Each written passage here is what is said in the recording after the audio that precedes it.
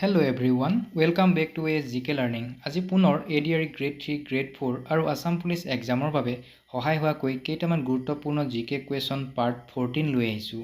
আহকচোন ভিডিঅ'টো আৰম্ভ কৰোঁ। আজিৰ প্ৰথম প্ৰশ্ন, চন্দ্ৰযান দ্বিতীয় মিছন কোনখন বাহনৰ দ্বাৰা উৎক্ষেপণ কৰা হৈছিল? ইয়াৰ শুদ্ধ উত্তৰ হ'ব option A, GSLV MK3। Next question number 2, কোনখন দেশে প্ৰথমে চন্দ্ৰৰ ডাৰ্ক ছাইডত উপনীত হৈছিল? ইয়াৰ শুদ্ধ উত্তৰ হ'ব অপশ্যন চি, চীন দেশ।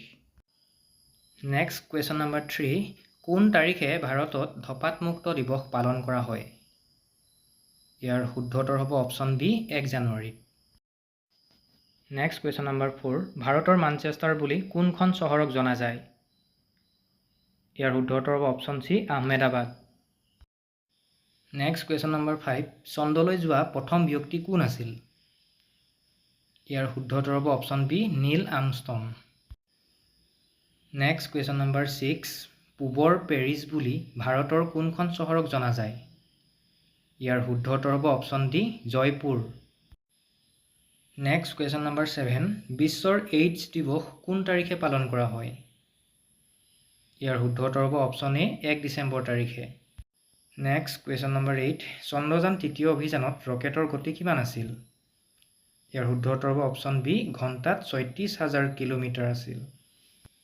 নেক্সট কুৱেশ্যন নম্বৰ 9, অজন্তা গুহা কোন ৰাজ্যত অৱস্থিত? ইয়াৰ শুদ্ধ উত্তৰ হ'ব option A, Maharashtra. Next question number 10, আজি ভিডিঅ'ৰ শেষৰটোৰ প্ৰশ্ন, ভাৰতৰ কোনখন ৰাজ্যত ভকৰা বান্ধ অৱস্থিত? A Kolkata, B Punjab, C Maharashtra, D Kochi. ইয়াৰ শুদ্ধ উত্তৰ হ'ব অপশ্যন বি, পাঞ্জাব।